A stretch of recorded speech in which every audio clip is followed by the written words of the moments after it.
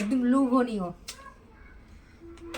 এই সন্দেশগুলো বানাতে কিন্তু অনেক কষ্ট হয়, যারা বানায় তারাই জানে এই টাইপের দুধের সন্দেশ কি করে বানায়। আর বিশেষ করে মা না থাকলেও কাকি জেঠিরা এইভাবে আপনাদেরকে পাঠায় কিনা একটু কমেন্টস করবেন। এগুলা পেতে ভাগ্য লাগে বস, ভাগ্য লাগে।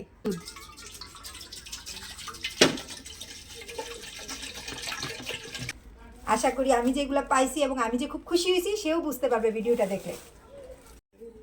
মানে তাতে কি হয়েছে, বাবার বাড়ি থেকে অনেক জিনিস এসেছে, শুধু মা থাকলেই যে বেশি বেশি জিনিস আছে তা কিন্তু না।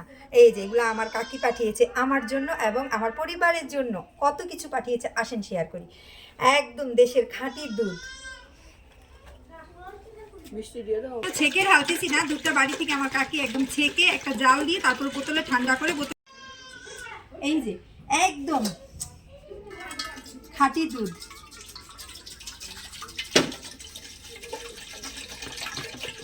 আর অনেকেই ভাবতেছেন দুধটা আমি কেন ছেঁকে ঢালতেছি না, দুধটা বাড়ি থেকে আমার কাকি একদম ছেঁকে একটা জাল দিয়ে তারপর বোতলে ঠান্ডা করে বোতলে ভরে দিছে।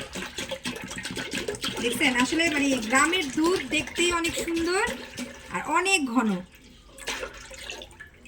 আর আমরা কিন্তু দুধ যদি একটু জাল দেবার সময় যেভাবে আনুক একটু জল দেই।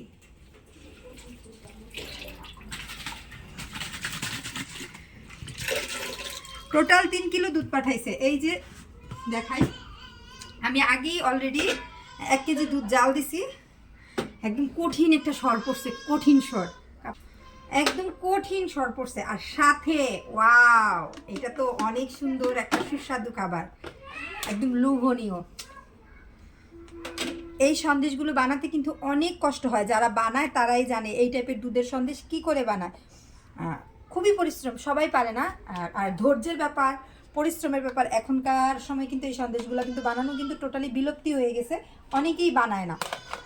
তো যাই হোক, আমার কাকি পাঠাইছে। আরও একটা রহস্য আছে পাঠানোর পেছনে। আমার শাশুড়ির জন্য উদ্দেশ্য করে ওগুলা পাঠাইছে, কারণ আমার শাশুড়ি হচ্ছে নিরামিষভোজী, উনি মাছ মাংস কিছু খায় না। তো আমার শাশুড়ির বোন হচ্ছে আমার ছোট কাকি, আপন কাকি, সেই হিসাবে শুধু আমাকে যে উদ্দেশ্য করে দিছে তা না, ওনার বোনকেও দিছে। এই যে এই শাকটা কে কে চিনেন? বোত্তা শাক বলি আমরা গ্রামের ভাষায়। কে কি ভাষায় কি শাক বলেন কমেন্টস করবেন। এই এতগুলা জিনিস আমি পেয়ে খুবই খুশি।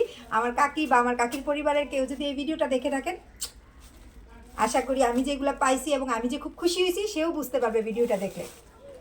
ধন্যবাদ সবাইকে। আমার ভিডিওটা পুরোপুরি দেখবেন, একদম লং দেখে সুন্দর মতো একটা গঠনমূলক কমেন্ট করবেন। আর এইভাবে কার কার গ্রামের বাড়ি থেকে এত সুন্দর সুন্দর খাবার দাবার আসে, আর বিশেষ করে মা না থাকলেও কাকি জেঠিরা এইভাবে আপনাদেরকে পাঠায় কিনা একটু কমেন্টস করবেন। এগুলা পেতে ভাগ্য লাগে বস, ভাগ্য লাগে। ওকে।